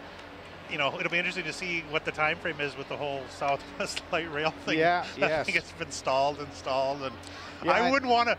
Although we might have to have a transit lawyer come in and stop and visit sometime. There's potential litigation on both sides. On everywhere, yeah. Oh, yeah, you know, absolutely. The one unified thing that you do here with all the light rail stuff is, you know, and this is the most important thing. I think everybody knows that light rail will be very beneficial to St. Louis Park and for all the surrounding areas. So there doesn't seem to be a lot of controversy there. It's just how do you do it, and where you run it, and what are the specific routes. And I'm very optimistic that they're going to sort all that out in the end. We'll have you know, the Southwest light rail line out through St. Louis Park, and be able to enjoy that. And I think it'll be great for economic impact for our community. I think what we need to do is what they used to do on Star Trek when the Klingons had that cloaking device to always cloak their vehicle, so it would always be invisible. If we could apply that to the trains and just make the trains invisible. Right, yes. I don't know if that could curtail any of the sound, but right. Well, make sure you stick with us. We're going to step away for just a couple minutes here on Park 16, but we're 1-0 as Orioles as we head into the third period. Make sure you stay with us here on Oriole Sports. This stage is nowhere near Broadway, and none of these actors will be accepting an Oscar anytime soon. Still, they are rehearsing for something important. While they learn their lines, they're also learning teamwork, discipline, self-confidence, that everyone has a part to play. Skills that will make them stars long after the curtain falls. The National Federation of State High School Associations reminds you that when kids take part in high school activities, they get set for life. We are back at the Rec Center after 2 periods. St. Louis Park takes a 1-0 lead into the third period. I'm John Fromm, along with the voice of the Wild and St. Louis Park grad from the class of 91. 90, Kevin Fallness. Kevin's going to join us for the first few minutes. You've seen an exciting game. Have you been here all night with your son, Kevin? I have. We got here a little bit late after the first period had started, and I didn't know what to expect. We were just saying, for both of us, this is the first non-Wild game that we've been to all season, you know, for high school, college, or whatever, other than watching on TV. And it's been a really good hockey game to this point. They got that one past them, what was it, in the second period to break the scoreless tie, and it's been a pretty entertaining hockey game. Well, yeah, and your team's been very entertaining as well. And most nights. Not every night. You never know what you're going to get in hockey from Certain game trip to game. to Columbus wasn't so entertaining, but it has been. It's been a really entertaining season. It has its ups and downs, just like any season, but more ups than downs. They're right towards the top of the Western Conference, battling for position in the Central Division. So it's been good. Just about everything you could hope for, and then some. And in case you just joined us and you recognize that voice, that's St. Louis Park grad and voice of the Wild, Kevin Fallness, who was an inaugural season employee of the Wild. That's right. Been there for 13 years? I've 14? been there 13, yeah. Got there in July of 2000. And I'll correct you, I'm a voice of the Wild, not the voice. Bob Kurtz and Anthony LaPanta. No, you're our voice because you're tied to the city. There you go. St. Louis Park will start the third with 1:04 of power play Time still remaining. Lucas Savage and Remfer back on the point for St. Louis Park, and off the face-off win, the Orioles have the puck behind their own zone here, and the senior Lucas Savage will corral that and move it up the near wall here. In case you just joined us, a second period power play goal by Miles Malarkey is all we've had so far. Here's Neudecker into the corner here for St. Louis Park. Charlie Hills will push that behind the net, and for the Tigers, they'll chip it up the wall here and take it on down and can finish their change. For St. Louis Park on the break, here's Malarkey, the center as well. Tries to chip it off the wall, but has that puck taken away momentarily, but Lucas Savage able to push that back to his partner on defense and regroup here. Just 20 seconds remaining in the power play for St. Louis Park. Here's Lucas Savage working to the middle, wrist shot, pushed to the side by Riccardi that time. And up the far wall there, Tigers try to break it out and do so. Here's Myers with some speed trying to beat Lucas Savage. Lucas Savage just able to get enough of a stick on that, gain possession, and Lucas Savage 1-on-2 up the near wall here. Lucas Savage, the senior, just trying to hold on to that puck as St. Louis Park finishes a change here at the 15:50 moment. Fun pace to this game, back and forth, right through the neutral zone, and I've seen the bulk of the play seeming to go right towards in the Delano ends. That means St. Louis Park pushing the play a little bit. It's been impressive. Oh, beautiful move that time by Rimson, and Rimson, the senior, played in the Elite League for Delano, has that stopped momentarily by Clares. Yeah, Connor, we had mentioned earlier, Connor Clares, the sophomore goalie for St. Louis Park, just done a fantastic job. He was out in Lake Placid 2 years ago as one of 2 goalies in the state at his age group, and you can see why. So St. Louis Park gaining possession again here, as here's Nicky Owens and Hames out there with Teddy Hopman. One of the Orioles players gets knocked to the ice momentarily in the corner, and here's Noah Fortmeyer's shot is momentarily hits the breadbasket of one of the Tigers players. 3-on-2, but just puck pushed right out front, but nobody home for the Tigers. Saw a lot of crash in the crease going on by Delano in that second period. They got called for it a couple of times. Yes, but, they were really going after the goaltender in the crease there quite a bit. We got the official shots for the second period. As one of the Tiger players that goes down, I did not see what happened, but he's kind of writhing in pain there. I think it might be his left knee. Kind of looked to me like he lost an edge, maybe was taken a little awkwardly into the board, and as you can see, he's trying to shake it off a little bit right in front of the Park bench. We'll try to give you a number when we can. Officially, after 2 periods, the shots were 24-16 in favor of Delano. I believe it was 15-9 in the second period. Delano did get a lot of momentum towards the end of the period when they were on the power play twice. A lot of orange and black out here. Yeah, there really is. Yes, exactly. And Kevin, I don't know if you got a chance to look, but we moved the display case, so we've got to get some stuff from your grade back there, 90, 91, and we didn't do a lot of stuff to be real commemorative of. But no, they actually, you know what, our guys actually did a pretty good job. I know they played at the Met Center a couple of times. Okay. They went to state. No, they didn't go to state, but they took Edina to the mat a couple of times. They beat Edina, which is, Yeah, I remember that in fall or December of '87 when Toby Boyum was in net. Exactly, yeah. His brother played baseball with me, and I remember coming out to watch Toby and going. You bet. So, but we're back to live action here. Doesn't look like any long-term disability that time for the Tiger player. And here's senior Joey Kramer has the puck momentarily knocked off his stick, but for the Orioles, he's able to push it in and gain possession in the offensive zone. If you just joined us here, a power play goal 2 minutes into the second period is all she wrote from Miles Malarkey as the Orioles and Tigers still 1-0 here. Charlie Hills up the near wall here, momentarily erased by a nice check by Meyer that time. Everybody gathered on the near wall here, and for St. Louis Park, Remfer goes back into his own zone and has the puck pushed behind his own net, where Joey Kramer will use the wall to knock it up. Hills up the near side here to Remfer. Remfer gains possession at the blue line, drop pass that time. Patrick Bordewick's wrist shot just misses the net for Bordewick. Hoffman able to squeeze his player out against the boards on the far side. And for the Tigers, they're able to gain the far blue line, but not put it in deep, and hopefully the Orioles can take advantage of that. For Delano, here's Linna being harassed against the boards down there. By a Neudecker. Yeah. Go figure. Yeah. It was kind of, and Andy was a little vertically challenged in his day when he was young, wasn't he? He was, but he played a lot like his son here. Just kind of a pest, got in there and and always moving his feet. I was actually impressed with Bauer. And the first time I watched him in person, and he was fun to watch. Yeah, I was gonna, and he's only a 9th grader. I was telling the people earlier that one of my friends is Bill Rooney, who's been the Cooper head coach for 20 years and played at Mankato, and his boy Trey had like 60 points last year as a 9th grader for Cooper.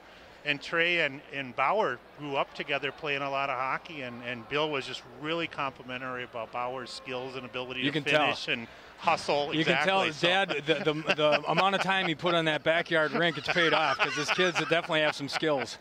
Yeah, so keep flooding that rink if you're listening here. And by the way, that is Kevin Fallness, the voice, our voice of the Minnesota Wild, St. Louis Park grad and St. Louis Park resident still. Absolutely, yeah. So off the face-off win for the Tigers. Here's Hallinan, who's out there with Primson. Primson back to the point as well. Top of the umbrella, because we do have a St. Louis Park penalty. Noah Fortmeyer whistled for the penalty. Ooh, shot just goes off the side of the shoulder of Claire's that time. So we'll see if the Orioles can dodge another bullet here. 12:45 remaining in the game. Another power play opportunity for the Tigers. Back out to Primson. Primson over to Ozia. Momentarily erased by Hills, but they're able to control the puck down low. Here's Hallinan being checked by Hills. Park trying to keep everything wide here, keep the opportunities in the middle to a minimum. Primson again over to Ozia. Ozia, shallow angle, puck hits off Teddy Hopman's skate, and the Orioles were able to do a partial change here and relieve some pressure here. Here's another 9th grade out there, Kevin, that gentleman right there with the puck. That's Ben Myers for Delano, who is really one of the most regarded freshmen in the state. Myers, tries to shoot it right out front, and Hallinan tries to redirect on a puck that shot. Here's Myers again. It hits off Claire's right shoulder and then the outside of the post, I believe. So, wow. Here's Latallo again over to Myers, and Park able to push that out. So beautiful opportunity that time again by Myers, hits off the shoulder of Claire's and then the post. Wow. Nice little play by Claire's to get that thing and knock it up over the net, man. He had some pressure there and he was up to the challenge. Yeah, absolutely. So just 25 seconds remaining in the power play. Puck shot out front. A bouncing puck for the Orioles. Nobody home there as Justin Ozia tried to wind that up. Here's Primson, top of the umbrella slapper, going wide here. Weak side puck is passed out front. Kramer with a stick on it momentarily. But for the Orioles, at least they're able to break the zone here as Malarkey able to do so. Slap shot right off the shin pad from 3 feet's got to hurt. Boy, I don't know if the puck ever got out until that moment, though. It was a little dicey there. I know. Now they're back to full strength. And here, there's Ozia again with a wrist shot going high for them. Both teams are at full strength now, but the play continues in the Orioles zone for them. Puck shot on net as well this time by Latallo. It was redirected by Hallinan out front, but nobody home. That last shot towards Claire's didn't miss the crossbar by all that much. Boy, another opportunity. Here's a wrist shot on Claire's, and from a prone position all the way from the splits, he's able to get that glove wide.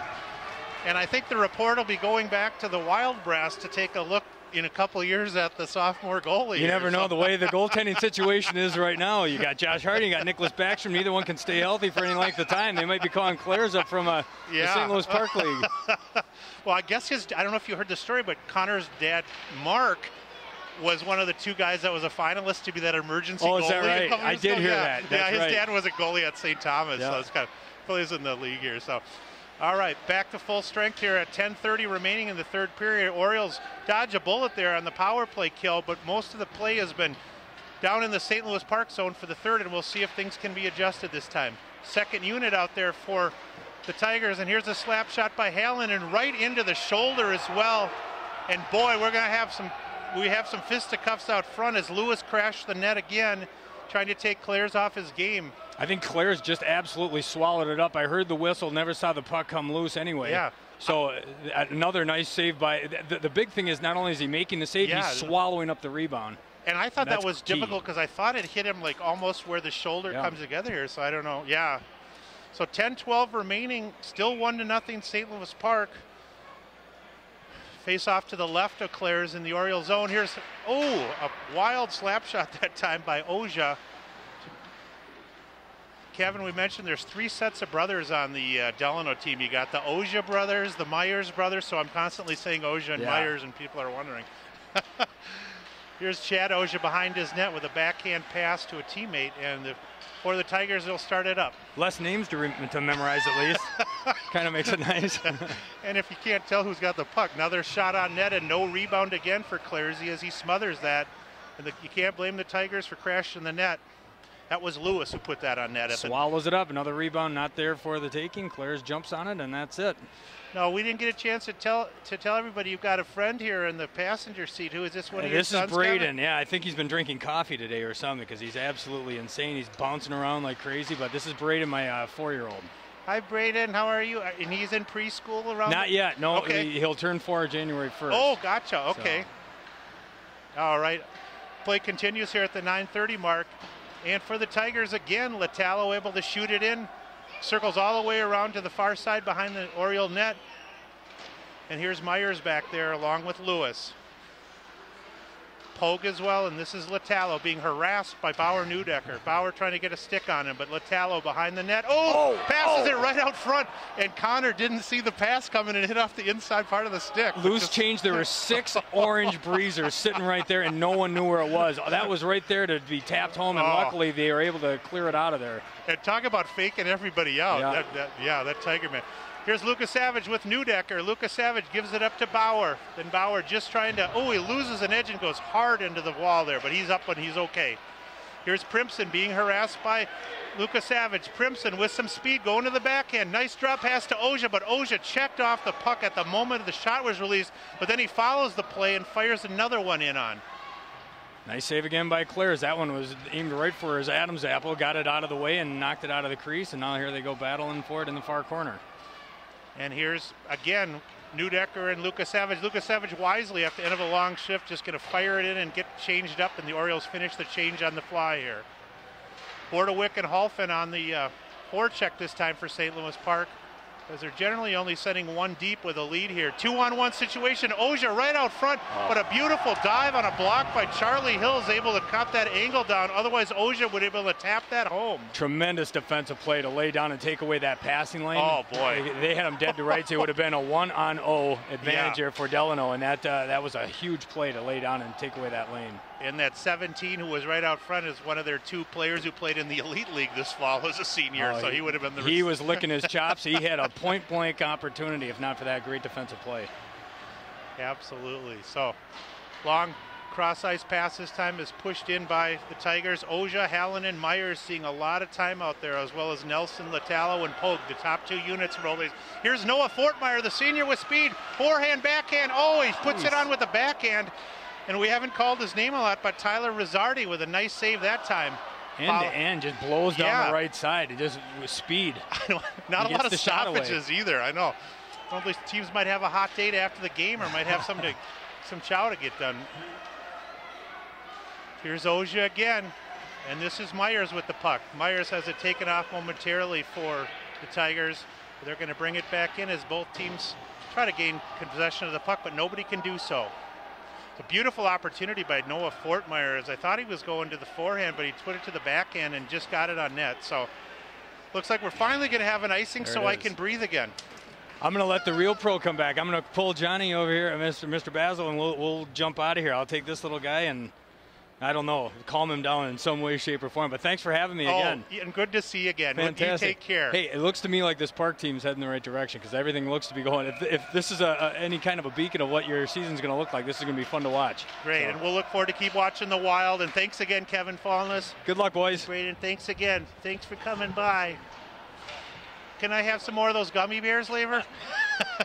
Off the face-off, Delano again controls possession with 6:20 remaining in the third here. Here's Latalo.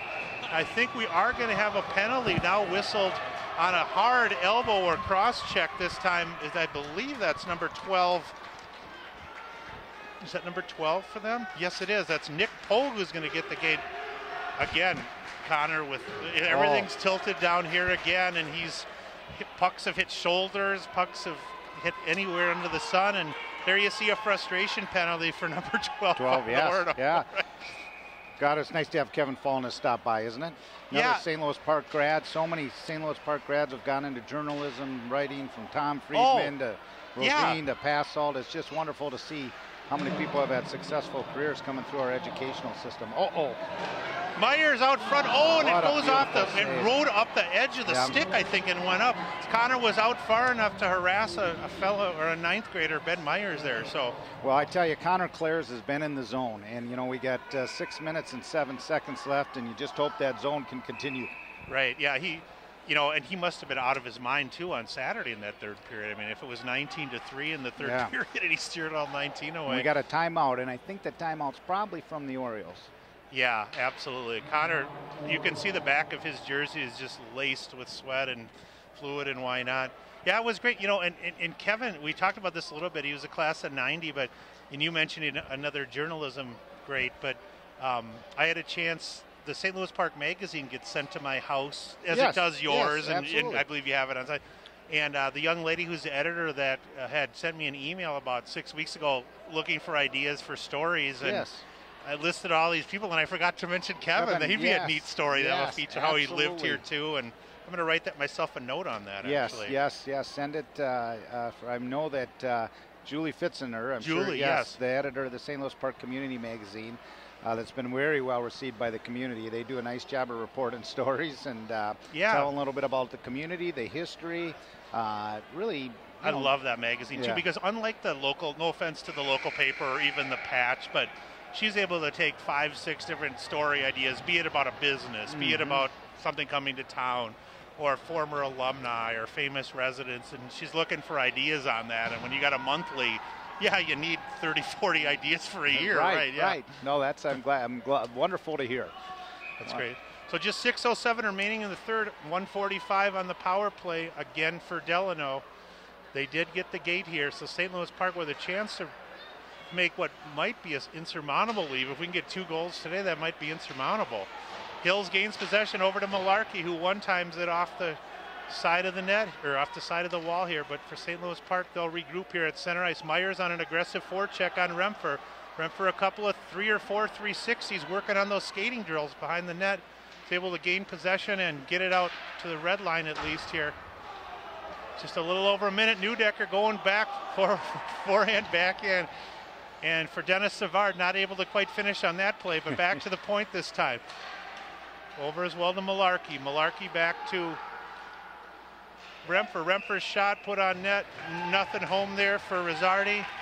And if you just joined us late, a power play goal on a wrist shot that I don't even know if Rizzardi saw from the top of the circle, a minute and a half into the second period, has been all she wrote here. Yeah, beat him glove hand high, and he had a little screen in front of him by his own player. So, right. Off the face-off win, Delano with just 50 seconds remaining in the St. Louis Park power play, and Clares able to push it up here.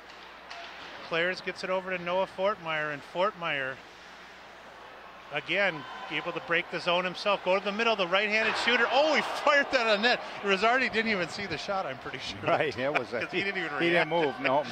If that would have been labeled, he would have got it in there. So one more chance, hopefully, for the Orioles here with 30 seconds remaining on the power play for them. Here's Nicky Owens and Nick Hames out there, and here's Teddy Hopman. Hopman with speed, gains possession, has it momentarily taken off his stick. Oh, a beautiful hard slap shot as Nicky Owens unloaded the heavy artillery. Here's Plender at the point. Hard wrist shot goes off the blocker and pushed into the corner here. Just 5 seconds remaining, and Plender going to layer the one again. Oh, and I don't know what that hit. Another win back to the point, and here's Fortmeyer's wrist shot is fanned on, and he wisely does the intelligent thing and just dumps it in the corner, and Noah peels off to get a fresh defenseman out there as Hills joins the party. 4 minutes remaining as the Orioles aren't able to contribute on that or finish on that one, but maintain a 1-0 lead here. For the Tigers, another rush out front. Beautiful job this time by number 10 for them, Chad Oja. Oja back to Primson. Primson had so many opportunities. That shot not able to get through, but he's going to let it go again, it looks like. Here's Primson again. Wrister. Ooh, I thought I heard iron that time. Not sure if anybody saw it. Puck behind the net, pushed out front again, and it's a 3-ring circus in front of the Oriole net.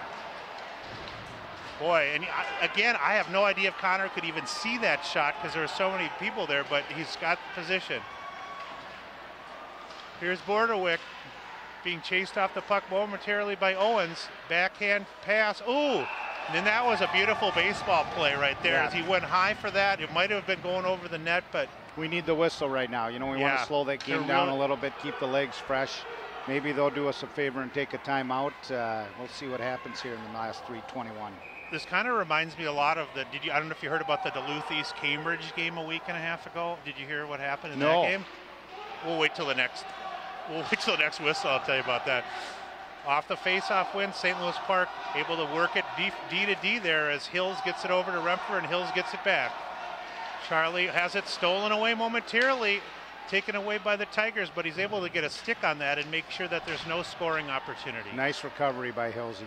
Yep, Newdecker as well, able to get it to center ice where Lucas Savage not able to finish it that time, but he's able to get it in, and Miller able to take it away and go back down for the Tigers. A lot of battling on the near wall here. Here's Lina, pinches in from his D position, isn't able to do anything offensively, but Newdecker takes it away. Oh, tries to get a break, but the senior Crimson able to steal it, goes to the backhand. Oh, wrist shot, high rebound. Clears made a nice save initially as he was square to the puck. Puck dropped down and the Orioles were able to clear it. So just 2:20 remaining. We'll take a watch on the Delano net here. And here's Primson again, the senior for them, logging a ton of ice time. Goes to the middle. He's got speed, but he's taken away off the puck momentarily at 2 minutes and 5 seconds. Myers behind the net, operating there. Fortmeyer tried to ride him off the puck, but Myers cross angle pass to Primson. Another wrist shot, clears again. Hits the glove. Hits the inside of the pad on it. Beautiful. Any one of these could be goals. Right, Primson's probably launched 30 shots himself. Beautiful save. He's just in the zone. He's just nothing they can find in him. Is number 20 that time. Miller walks straight in free. Minute 35 remaining. We'll take a watch on Rizzardi on the far end. Oh, nice move that time by. Wow, and he stole another goal or two away. Beautiful because save. That was a cross angle pass. Play, and he flopped back with both pads to the pipe. It's kind of a desperation save for a goaltender. Wonderful, wonderful save. That's a big time save. You know, that's an Osgood or. Oh my heavens! Yeah, you know, just a beautiful save. Oh man, yeah, because either one of those last three opportunities, Rizzardi's still in net. They've got 90 seconds left. Looks like Delano's going to call for a timeout. This game reminds me, and I wasn't at it, but a week and a half ago, Cambridge hosted Duluth East. Complete mismatch. Cambridge lost a bunch of players, but they've got. I talked to a friend of mine who said that they have a guy that's considered the best 8th grader in the United States. This Jacob Seidel, the goalie. He played as a 7th grader 23 games for them last year. He's 5'10", 180 pounds as an 8th grader. Jeez. He faced 55 shots. They were outshot 55-17, and they lost the game 3-2 in overtime to Duluth East. Definitely a lot of. Wow. Yeah, I was going to say.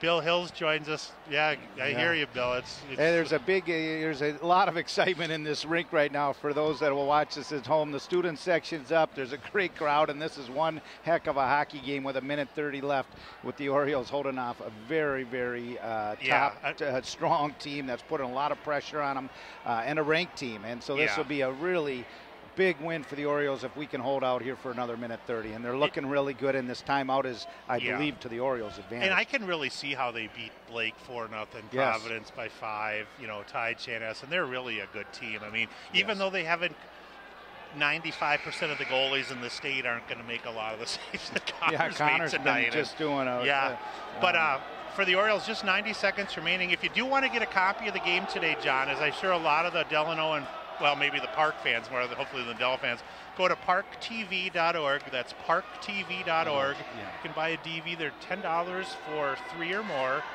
And if you want to get one, it's $15. And you can also watch video on demand and watch the replay of this game anytime you want for free on cable. Yes. Or on your computer. Off the face-off win, Park momentarily gains possession and chips it out front as Rizzardi is out of the net as the Tigers pull their goalie here, 6-on-5 here. Oh, stolen away that time, and for the Orioles, that's going to win it here. Wow. That is a St. Louis Park, empty net goal here at the 15:45 mark. And the St. Louis Park Center has erupted. Yeah, and all the fans and parents and a lot of the other people that are here are erupting. I think that was number 7, wasn't it? Wasn't that? Yes, yes. That was Nicky Hames, I believe, who got that off that. So that's going to salt it away here. And for St. Louis Park and Connor Clares, I think he's in the process of being mobbed here, and hopefully they can keep his shutout intact. Myers off the faceoff win will gain possession for Delano. Myers behind the net this time. Puck is shot on net, it goes high off the back wall. They pulled the goalie again. Yeah, they got nothing to lose. Just like last year with Sean, pull it when you get 2 guys down. Here's Teddy Hopman. Nick Hames did get that goal. It was Nicky Hames. And Teddy Hopman with the assist that time. Just 40 seconds remaining, and here's Primson again behind that. We've called his name a ton. He's had about 15, 20 shot attempts, I bet, tonight. Still a 6-on-5. Cross-ice pass to Primson again. He gives it up to to Litalo. Litalo not able to convert as well. Just 25 seconds remaining. Oh, shallow angle shot, goes a little wide of the net, and that will probably just about do it. 15 seconds here. And in case you just joined us, for Connor Clares and the Orioles, they're going to get their 2nd win of the season here. 2 games in a row as they're going to shut out the, it looks like they're going to shut out the Delano Tigers, and Connor Clares getting mobbed as indeed the ranked Delano Tigers suffer a defeat 2-0 at the hands of the Orioles. And sophomore goalie Connor Clares, obviously your first star of the game and possibly your Minneapolis Tribune Player of the Week, I would suggest. Yes, after Saturday's 3rd period. And right. He's only given up 1 goal. He hasn't even, I think the last 5 periods he's scoreless, let alone all the saves he made. And you mentioned the controlling the rebounds. The Orioles get the empty net goal. Didn't get the official shots, John. I didn't get a chance to tell you that. But supposedly it was only 15-8 or 15-9 in the 2nd period in favor of Delano. I would have thought it was at least 20 shots. Yeah, at least. sometimes they have a hard time picking up those rebounds. And Connor was making when there was tight end saves, he was making a couple 3 saves. But this is a big win for the Orioles and a big win at home. And an exciting win for this high school team, high school staff, the new players that have come up and added to this to the varsity this year. What a great win for the Orioles. And I'll tell you, Frommer, right now they're 2-2. And I went to that Minneapolis game, and they came out a little sluggish the first 2 periods. But the 3rd period, they outscored Minneapolis 2-0. It was a 3-2 final that they lost. This team could easily be 3-1 right now. Well, and the thing is, there really was not a lot lost from last season in terms of, Jermusic graduated on defense, and Danny Murray played a little, and Jake Beer, but offensively almost all the points. But without Kurt Greenbush today, a really valiant effort, and the 4 defensemen, we should make sure to compliment all 4 of those gentlemen, including Charlie Hills and TJ and Casey Plender, because a lot of help supporting. And Thursday night, if you didn't get a chance to be here tonight and you want to join the Orioles for some more action, 2 nights from now, St. Louis Park will be hosting Orono in boys hockey, another Section 2A opponent and another Wright County opponent. And make sure you get out here and go to gopark.org. As John's trying to listen to the shots on goal.